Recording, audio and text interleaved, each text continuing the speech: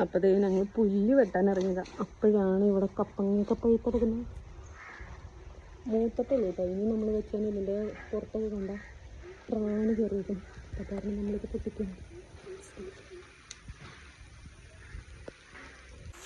കുറച്ച് പച്ചമുളക് ഉണ്ട് കേട്ടോ. ഇതൊക്കെ നമ്മൾ നോക്കാതെ ഇട്ടേക്കായിരുന്നു. മഴ വന്നതോടുകൂടി നമ്മൾ ഇതിലേക്ക് തിരിഞ്ഞൂടി നോക്കിയിട്ടില്ല. എന്നാലും നമുക്ക് ആവശ്യത്തിന് വേണ്ടിയിട്ടുള്ള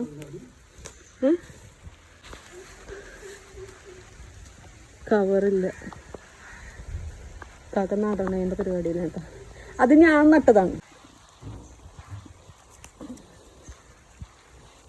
നമുക്കൊരു കറിക്കുള്ള പച്ചമുളക് ഇവിടെ നിന്ന് കിട്ടിയിട്ടേ.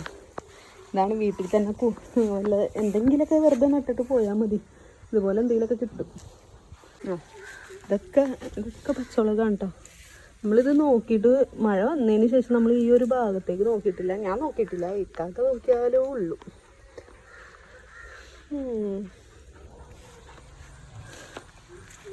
നമ്മുടെ മീനൊക്കെ സെറ്റായി വരുന്നുണ്ട് കേട്ടോ.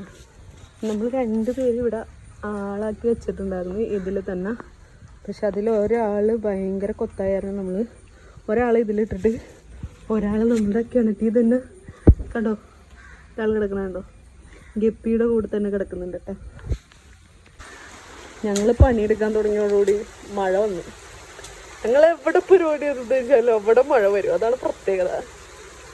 ഇക്കാക്ക എന്നെ കിട്ടിയതിന് ശേഷം ഇക്കാക്ക് മഴ കൊള്ളാനേ നേരമുള്ളൂ. എന്ത് പരിപാടിക്ക് പോയാലും അവിടെ ഒരു മഴ വരാറുണ്ട്. അത് കഴിഞ്ഞ് മഴ അങ്ങോട്ട് കനത്തുടങ്ങി. അതോടുകൂടി ഇക്കാക്കയും കോട്ടിട്ടു, ഞാനും കോട്ടിട്ടു. എല്ലാം കഴിഞ്ഞത് പണി നിർത്തി നമ്മളത് കൈയും കാലും കഴുകാനായിട്ട് ഈ പുറത്തേക്ക് വന്നതാണ്. അതിൻ്റെ ഇടയിലാണ് ഭയങ്കര സ്മെല്ല്. ഉമ്മച്ചി ഉണക്കമീൻ ഇതേപോലെ പൊരിച്ചെടുക്കുന്ന സ്മെല്ലാണ്. ഇനിയിപ്പോൾ ഇത് പൊരിച്ചെടുത്തിട്ടോണം ഇച്ചിരി ചോറ് തിന്നാനായിട്ട്. അപ്പോൾ ഇത്രേ ഉള്ളൂ. ബായ്.